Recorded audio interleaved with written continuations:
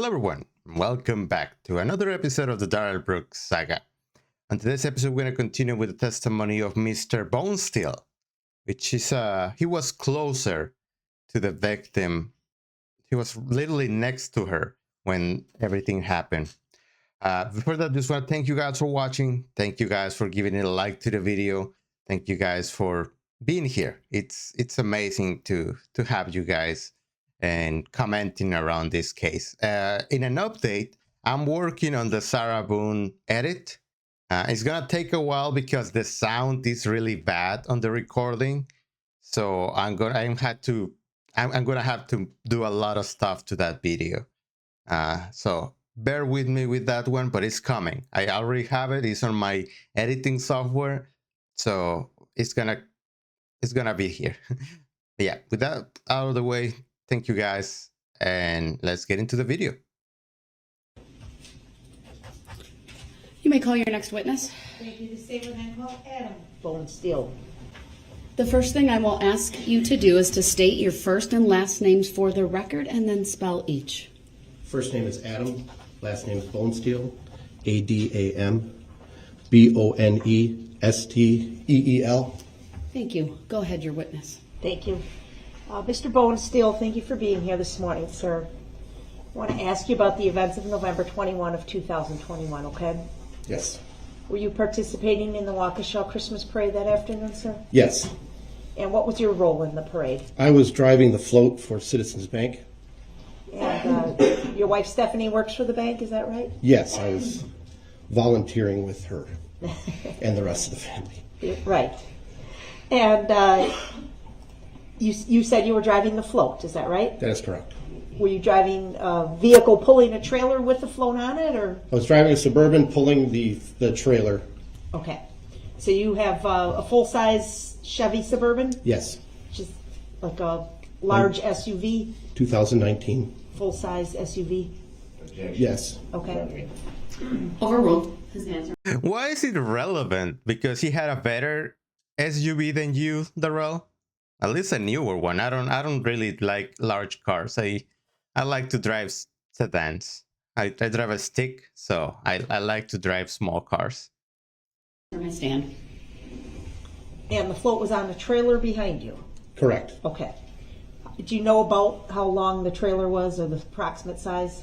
12 by, I would say 8 feet by 12 feet. Okay. Now, when the parade started out, were you alone in the car? No. Who was with you? I had a 6-year-old daughter of one of the employees with me. She was in the passenger seat. Okay. And other than that, you were alone in your car with her? Her and I were in the vehicle, just us two. Okay. Were you playing any loud music as part of your group's presentation? No, ma'am. Okay. Do you remember if you had the... Look at that intense view. Notice this look, and go back and watch when he looks at the woman, because this is a very important part of Darrell Brooks that I don't explore that much, but I want to talk about in this episode, is the difference that he has between male and female persons when he talks to them. It seems to me, and you guys can correct me in the comments if you see it the other way, that he doesn't like women at all. He takes every opportunity to berate them, to try to intimidate them, and bend them to his will. So let me guys know if you agree with that, because look at this face. This face is not of intimidation like the other ones. He's scared of Mr. Bonesteel. Like, he's scared that he may jump that little stand and go after him for almost hitting his wife and kids. Like, I see fear in these eyes. The windows on your vehicle up or down? The window on my side, driver's side window was down. On her side, it was slightly down. Okay. And do you remember during the parade something unusual that your attention was drawn toward? Objection. Overruled. You may answer, sir. Along the route, Yes. yes. It would be important to note that the groups got spread out. Okay. And it happens in parades where one's going faster and the others are going slower, and we got left kind of in the middle. We had a lot more people, walking. And so there was a gap. The dance crew behind us was a good half a block behind us. The dancing grannies in front of us were about another half a block in front of us. Okay. And that's really important. That something that we didn't hear in the last witness, that the reason why they were able to run, the reason why they were able to move out of the way, and I think he only hit one person in this group, or two, I will see later, is that they were far away, so they could hear the commotion and then scramble out of the way. Driving in the parade, I generally, want to know where my walkers are, so I'm always in my mirrors, watching my speed. They come up, they grab candy off the trailer to throw to the crowd. So, you have to be very alert. Okay. Now, you've driven in parades before. Yes. Because you're a good husband. Yes. Okay. And overruled. Look at that sour Darrell. Like, they're trying to lighten up the mood and make the witness comfortable, and he has to object. Go ahead. Thank you, Your Honor. Look at that. He has to roll his eyes and be like, ah. But when he tries to be funny, it's okay. Like, he can laugh and ask relevant questions. But when the prosecution does it, Would you say that consistent with your practice? Did you do that in this float? You're constantly aware of what your surroundings were, and people walking with your group. Yes. The people ahead of you and the people behind you as well. Correct. Okay. Do you know downtown Waukesha pretty good, or okay, or no? Not very good at all. No. Okay. Do you know the parade route? I did know the route, but I couldn't tell you cross streets. I can't tell you, those specifics. Sure. Do you know where you were along the route when the trouble happened? Well, I know the landmark would be the nice ash bar that was basically right. We were in front of where we were in that block when things transpired, just because they took us in when businesses were locking down. By the way, Nice Ash is a really creative name. I like it. I don't smoke. I never smoked. That's not my thing, but it's a good name. My vehicle got basically blocked in by emergency vehicles. Okay. I was not able to leave. Sure. And, when everything was going on, they basically took our group in. I started packing up like I could leave, getting the float packed up and just wanting to get my family home. Yeah. And it got to the point where police officers came by as they were taping off the area and said, "You can't be here." Okay. So my vehicle ended up staying there overnight. Okay. So let's go back to the point where you noticed something was going on in the parade. So, we had started, the parade route had gotten, with our groups kind of separated. I noticed when I had looked out my driver's side mirror that I saw headlights behind me, and I remember thinking briefly, what's the dance guy doing behind me? Why is he so far off to the left? Okay. Basically, when that thought was over, I heard the roar of an engine, and I was watching in my side mirror and saw a woman running kind of towards the corner of my vehicle, the back corner, in between, let's say by the tongue of the trailer, and we're trying to get to that point of my vehicle. Okay. And then saw the impact and heard it, as well as the roar of an engine. Okay. Let's just break that down a little bit, okay? So first you notice the headlights, then you hear the engine and you see a person running. Did you know who it was at that instant? No. Okay. I had no idea who the person was. Could you tell it was a member of your group? Yes. How could you tell that? They had the red cloaks on. Okay. So then you said you heard something? Oh, yeah, I heard and saw the impact. Tell us about You that, ever please. heard a car hit another car, or an abutment, or a deer? If anybody's ever hit a deer with their car, you've heard it. I watched the body fly up onto the hood, and her head snapped back, and the body remained on the hood as it passed the side of my vehicle to where I thought I could have just reached out and grabbed her. So this happened that close to And that is really powerful. Like, this is an image that's going to live with him the rest of his life. Like, watching this person that he probably knew because she was a co-worker of his wife, and watch her go through all of that. It's really powerful. And I feel bad for everyone involved, and I give my condolences to the family and to the friends. But this is a really powerful thing that Darrell should be begging for this to be over and just send him to jail straight up. But he won't. you. Yes. You saw all this with your own two eyes. Yes. Did the car continue past you? Yes. Where did it go? The car veered kind of in front of me. I saw brake lights and saw what was Jane fall off the hood. He proceeded to, and she was basically on the right side of his vehicle, and he proceeded to run her over with the right front tire, then the right rear tire.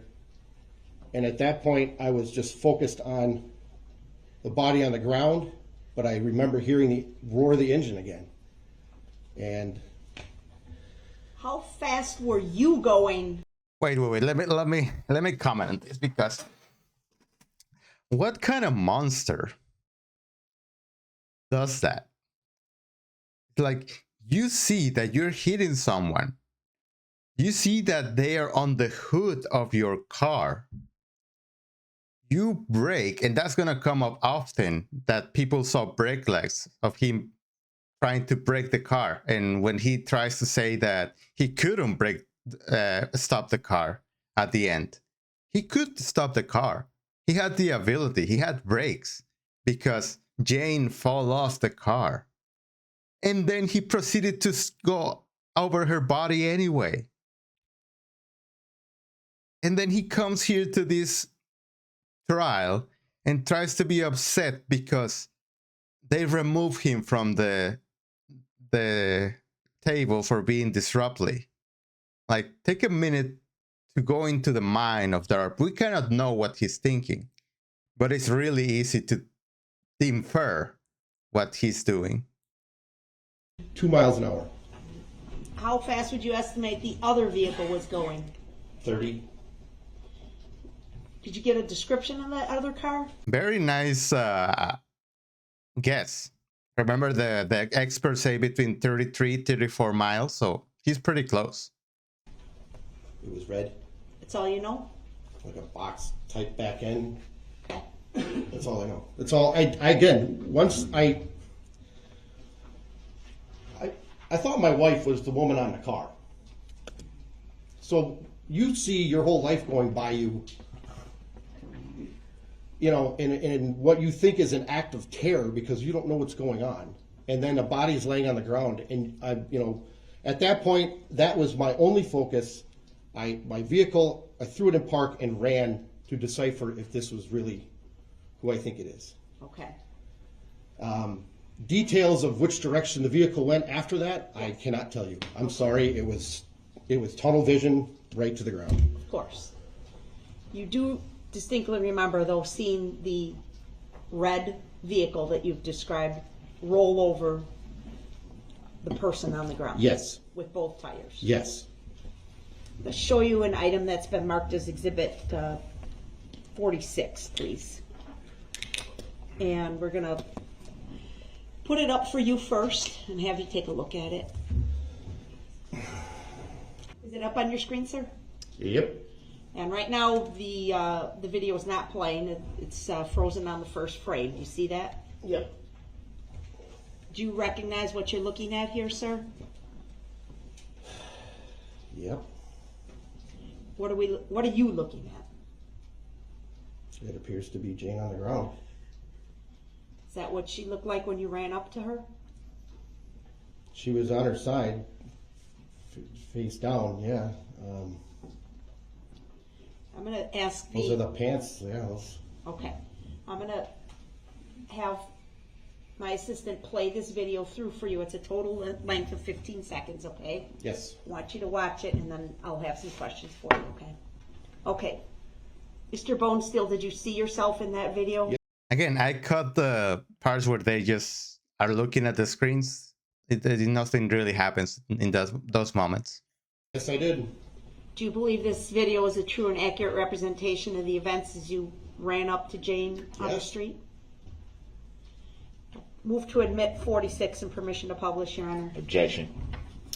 Exhibit 46 is received. Permission to publish is granted.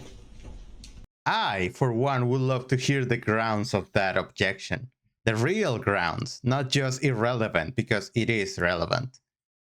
I would love to hear why he thinks that's not admissible. My objection be noted for the record, Your It's Honor. noted. It's noted. All right. So, Mr. Bonesteel, in this frame, I don't see you in this frame yet, correct? That's correct. But we do see Jane laying there on the road, correct? That's correct. She's got the red top and the black plaid pants.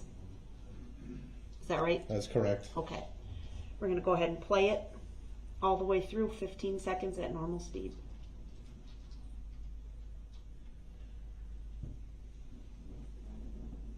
That's you right there in the khaki pants at the 6-second mark. That is correct. Black sweatshirt. That's you right there at the end. Sunglasses on your head. Okay. Was that a yes? Yes, it is. Yes, it is. Thank you, sir.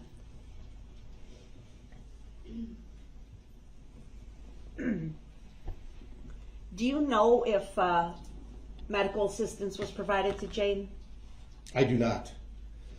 What happened? Once I realized that it wasn't Steph, I ran back to find her and the kids. And I found them Yeah. back by the vehicle. Okay. After I had found them, my next thought was, oh my God, Addison's behind us. That's my daughter's good friend. And another friend was also there.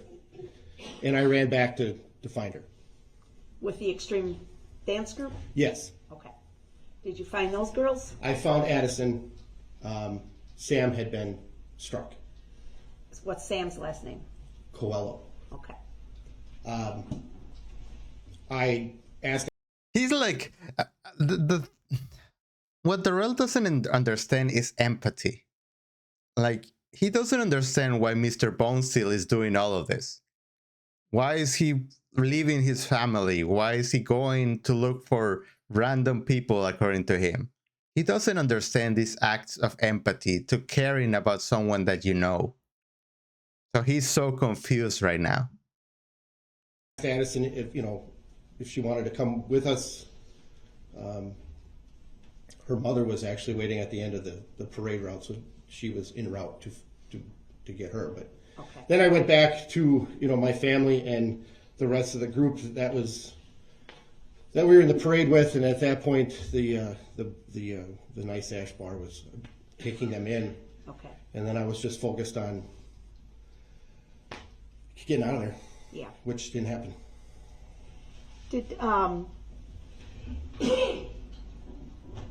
Did you learn later that Jane passed away due to her injuries from this collision? We did learn that later. My gut feeling in that was that she had passed. You mean when you went up and saw her? Yes. If you felt she was either dead or close to death? Yes. Yeah, and you can really tell because he saw her get hit 4 times.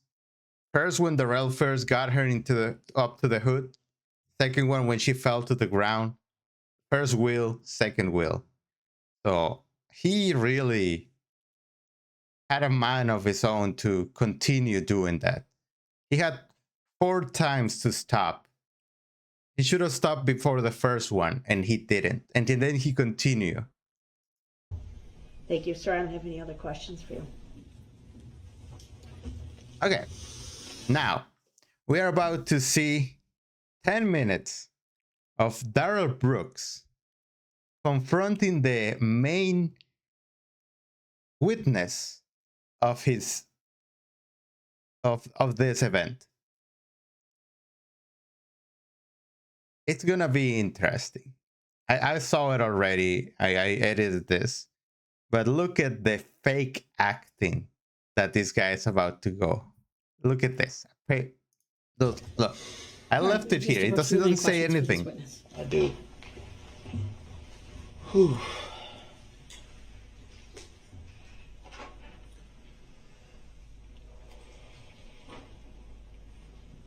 This is what a man with no feelings, that doesn't know empathy, that doesn't care about anyone but himself.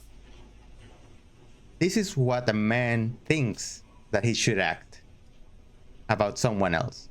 It's so fake. No tears. And his tone of voice is gonna change in 2 minutes. I apologize. I just needed a quick second. I needed a quick second.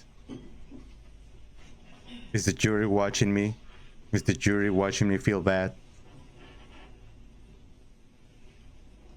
He's trying to get the tear out. He's trying to get the tears, remembering something that happened to him so he can cry. But he can't.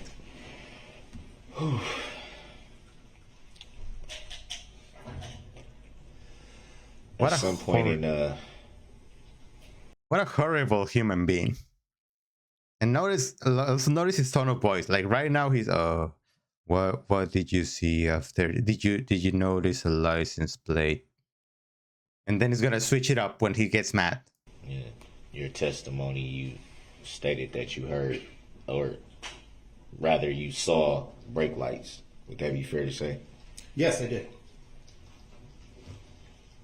To the best of your knowledge, what would be the only time you would see brake lights on a vehicle? The point right before Jane fell off the hood. Oh, swinging at me, Darrell. You're asking the wrong questions. Now the jury has more knowledge about when those breaks happen. But he's trying to say that I was trying to stop, right? No, you weren't. You were trying to get a body off the hood of your car. I think you misunderstood my question. If you were driving the vehicle, would it be fair to say that the only time anyone would see brake lights would be if you hit the brake? If the driver hit the brakes, the brake lights would go on the vehicle. Yes. So it would be fair to say that the only way that you would see brake lights would be if the driver of the vehicle hit the brakes. That would be correct. But he already told the jury why you hit the brake. You did state in your testimony that you did not get a look at the driver. Would that be fair to say? That was never part of my testimony. Nobody had asked me that question. Are you asking me that question if I had seen the driver? I do recall you saying that you did not see the driver. So I guess that's... In my testimony? Yes. Oh. I don't remember hearing him say that. Hold on. He's going to ask you a question, and I'm going to ask that you answer that, okay? Okay. So go ahead, ask your question. Did you at any time see the driver of the vehicle? No. You did testify to when you were describing what you saw, you referred to the driver as he. Any reason why you would refer to the driver as he if you did not see the driver of the vehicle? That would be like the proverbial we. Well, Yeah. they're I mean, usually it's the default is the driver. You referred it as a he. It could be a she, but it's usually a he. I don't know. I understand why he's doing it. There's males, there's females. There are singles and there are togethers. I mean, when you say we, it's the proverbial we. So Yeah. collectively, he would be along those lines as well. Right. Is it fair to say that you could have just answered as we instead of he? Why are you arguing with the witness about his response? And notice that his sad tone is gone now. Like now that the things are not going his way, the sad tone and the remorse is gone. Objection. Grounds. Argumentative. Sustained. Next question, sir. Now the grounds on that. It's argumentative. Rephrase your question.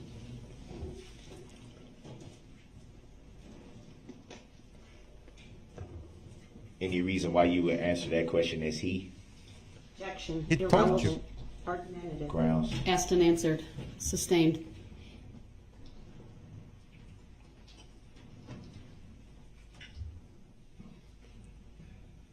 Were you able to get a license plate of the vehicle? No, I was not. I was focused, like I had said, on the body on the ground. So I did not get the license plate. I'm After the vehicle had passed the vehicle that you were in, did you see the vehicle strike anyone after that point? I did not see the vehicle strike anyone after the vehicle had passed me, other than driving over, like I had stated, the body that it had already struck. It's a really good answers by Mr. Bonesteel. He really wants to get the point across to the jury, and I respect him for that. He's not letting Darrell Brooks semantic his way out of acknowledging that he hit someone and that person passed away. So very good for Mr. Bonesteel. Did you observe the vehicle strike anyone while it was approaching your position? Yeah. Clarify your question, please. Did you observe the vehicle strike anyone while it was approaching your position? Yes, I saw. He asked him to clarify the question, and then he just proceeded to ask the same question in the same way. Like, listen to this. Anyone while it was approaching your position? Yes, I saw it hit Jane. Yes. While it was approaching you? Yes. While it was coming Or up. your vehicle, rather? Yes. Yeah. Did you observe the vehicle strike anyone else in that moment? No, just Jane. And you said you went into a building called the Nice Ash after that moment? That was correct. Do you recall about how long you were in the Nice Ash?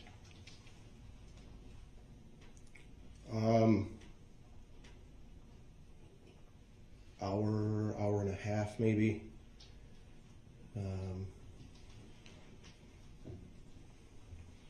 I would pop in and out because I was trying to wrap up the float and get us out of there. And then once I was told that I cannot touch my vehicle nor the float anymore because the area was deemed a crime scene, we went back in and made a plan on how we were going to get all of us home, and then proceeded to leave. But businesses, I believe, were locked down, so no one could get in or out. They were locking their doors. Every time I went out, they would ask me, knock on the door, because we're locking it. Do you recall about what time it was at that moment? No. These are thoughts that you don't think about when you've been through something like this. I didn't sit there and note down times. I'm not trained in this. Do you recall if it was still daytime or nighttime at the Well, the parade started around 4:30, so it gets, and it was cloudy, so it was dusk. I mean, city lights were on. Emergencies vehicles, when they were pulling up, you saw the sirens, on the streets. You saw it was dusk. It was getting dark. Would it be fair? Yeah, and this is it was in November. So it was daylight savings. So it gets really dark starting like 4:30 is dusk. And by 5, 6, it's already nighttime. Fair to say from the Exhibit 46 video that you were showing that it was pretty clear. Again, wasn't focusing on the sky. Do you agree or disagree? The video or that you saw was clear. That was the question. The video, the clarity of the video, or the skies? Please clarify that your it question. was pretty much still daytime. You can see everything pretty clear. Everything was. You can see, yes, it was clear. It was dusk. Lights were coming on. If the city lights, street lights were coming on. Yeah. And why are we asking if it was dusk, if it was daytime? Who cares? Do you have a point about this? Anything?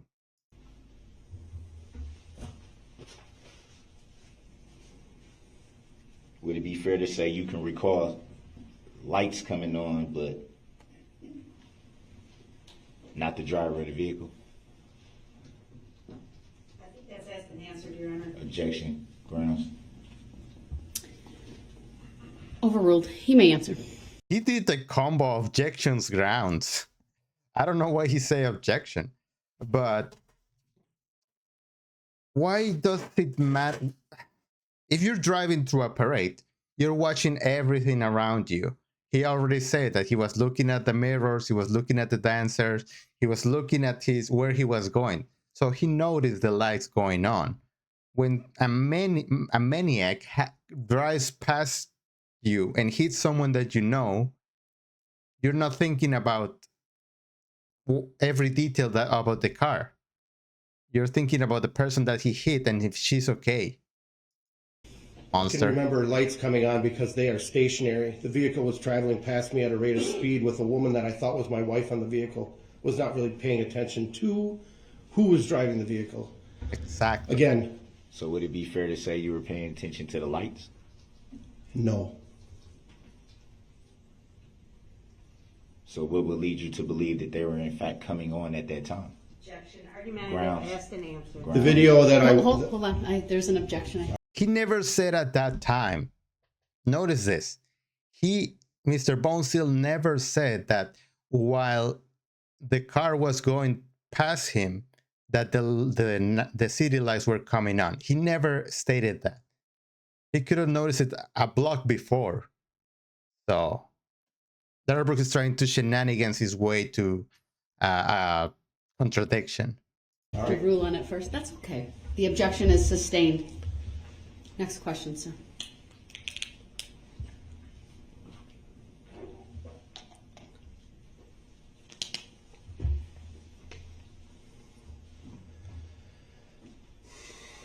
Do you recall the duration of time that you saw the brake lights?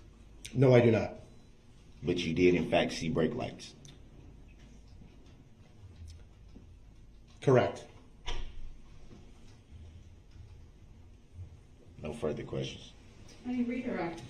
Yes, briefly. So it was a bunch of nothing. This is one of the witnesses that he should have just do no cross. He was worthless. It made him look worse. And Sir, after you saw brake lights, did you see the SUV or the red vehicle that you described ever come to a complete stop? No. Objection. Did you? Well, there's been an objection. It's overruled. His answer may stand. Did you at any time see the driver of the vehicle pull over, stop, and get out to investigate what he or she had just struck? Objection. Overruled. No. Did you ever see the vehicle come to a complete stop at any time? Objection asked and answered. Sustained. That's all. Thank you. Thank you, sir. You may step down. all right, and that's gonna do it for today's video. Thank you guys for watching. Let me know what you think in the comments. And he's so dumb. He's so incredibly dumb. yeah, thank you guys for watching. Have a great day, and remember that you're great, that you matter, and that I'm really happy that you guys are here. I'll see you guys on the next one. Bye bye.